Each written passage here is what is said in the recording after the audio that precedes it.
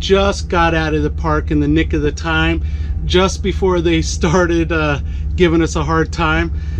Catalina was wrapping up a couple of things. I'm already driving out. We're gonna be meeting back in Chula Vista.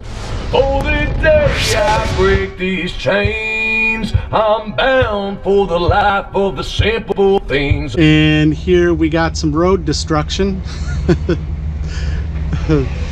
We got these long drawn out lines here. At least it's not as bad as we were looking at when we were coming back in from Tijuana. So this has been a little bit of an eventful day. There was some construction on that freeway. Catalina missed that last exit, and hello Tijuana. This morning is another night of stealth camping, as you can see over here, and I think it went pretty good. Nobody bothered us. Second night in a row that everything's been good. I've been basically keeping the batteries all charged up using the Kodiak here. So those are the batteries that I took out of the green ones there, that I took out of the coach. I'm gonna try to restore them, but here's the Kodiak, and it powered us all night last night. She did pretty good. I'm gonna unplug her and get her in the van to start charging up. And I'm gonna also check and make sure that the batteries for the coach, the new Trojans that we put in, are all charged up and doing great. All right, so here are the new Trojans. I got my voltmeter here. So the Kodiak has been really taking care of us. I can charge it in pretty much a drive to work and then a drive back. I've been able to charge it up enough to be able to go ahead, have power at night, and top off the batteries, you know, as they've been running the fridge all day. That's not a lot of amperage out of them. It's probably not a whole lot that I'm losing out of them, but you know, we started here with 12.56 volts on the coach batteries, the Trojans, which is about 85%, you know, left in them.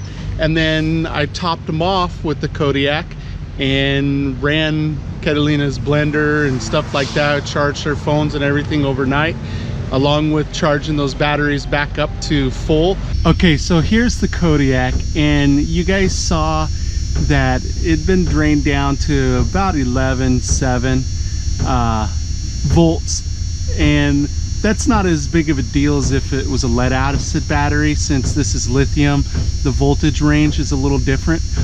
You know, that 11.7 was about 50% discharge or so. Now, what I have going on right now, I've gone ahead and I've connected the 12-volt charger plug straight from the alternator to a battery to the 12-volt plug, and that's now powering up the Kodiak here. So as you can see here, we're seeing a increase in the voltage as we go along. And then the next thing I got is I got battery cables running from the Kodiak over to this battery. So as an extra, I'm going to charge up this battery tonight just in case. And we're going to see how she runs. We're going to see how she does charging this battery and then also getting charged up only from my alternator here. And that's something that's pretty cool about the Kodiak that I haven't seen with a lot of other things, is it's the only system out there that I've seen that have the technology to be able to be paired with lead acid batteries, where it could both charge and then also use the power from the lead acid batteries as extra power in a compact system like this. So those are features that I really appreciate about the Kodiak. And the fact that it charges there off of the 12-volt plug at a high wattage connection, it can charge the battery inside the Kodiak much faster than from an AC adapter on the wall. And so the really great thing, like I was saying about being able to charge at that higher wattage, is how quick you can get the battery charged up. If you do that with a lead acid battery, you'll shorten its life. You can't put the kind of amperage into a lead acid battery without damaging it that you can with the lithium ion. So I can get this Kodiak charged from basically all the way depleted down to 20%. I can get that thing charged all the way up to full power in about 3.5 hours on that 12 volt adapter, where, you know, you're gonna need at least 8 to 12 hours to charge from a 50% battery discharge on a lead acid battery. So, and that's the minimum time, 8 hours. If you do any faster than that, you're going to damage the lead acid battery. Now, it's not necessarily going to ruin it the first time you go to do that, but it definitely will over time wear that battery out a lot faster. So I woke up this morning after setting up the Kodiak again last night, and this is the first night that the Kodiak, now night 3 by the way, that the Kodiak actually died last night charging up the batteries here. I didn't have 100% charge yesterday after driving around in the van, so that's part of it, you know. I didn't have it quite as charged as much. I don't think I did less driving, but maybe I did. So anyways, I'm checking to see where the battery's at this morning, how far off they are from fully charged, and see if I think I'm gonna have to worry at all today about the batteries getting too low, and whether just charging the Kodiak in the van's gonna work moving forward or not. Here I'm gonna be checking the voltage.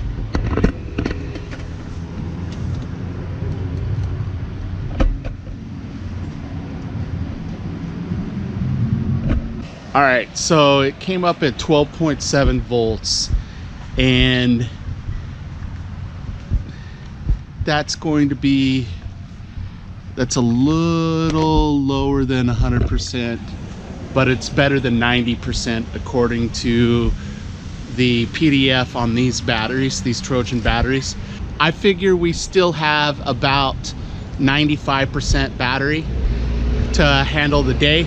So I don't think I have anything to worry about today about it getting discharged too low, but I am noticing that as I go forward, there is a possibility that I may not end up being able to put enough charge on those batteries to keep them 100% full every day, just with the commute in the van charging the Kodiak.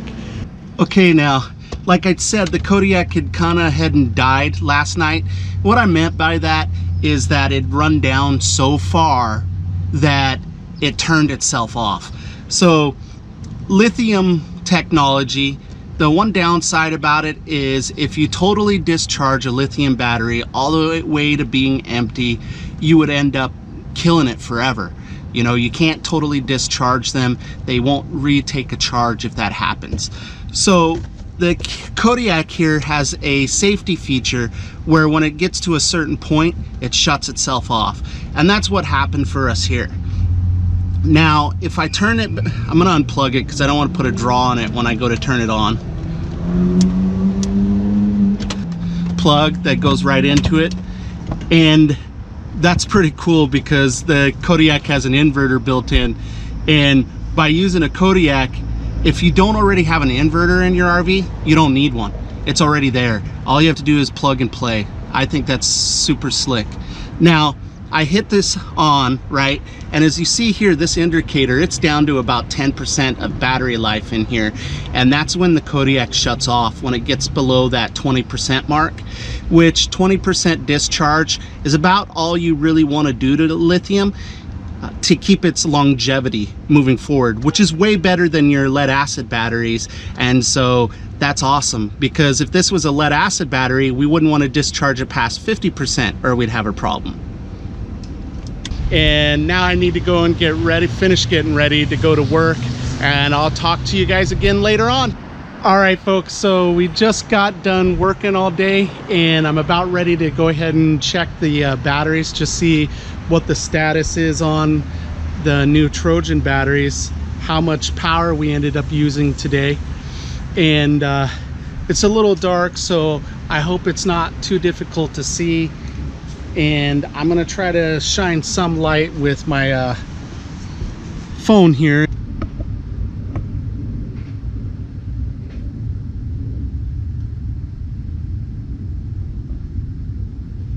We have more than 80% of the battery. It's going to be somewhere between probably 85 and 90% still available in that battery.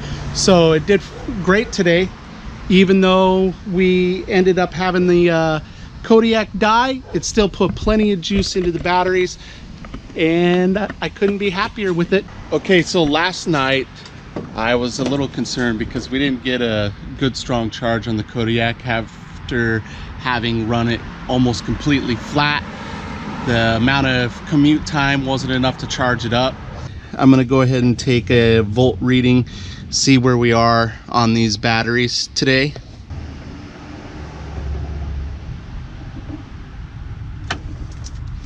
So I just looked and we're at 12.6 volts. So for it to be there, we're probably about 85% battery life.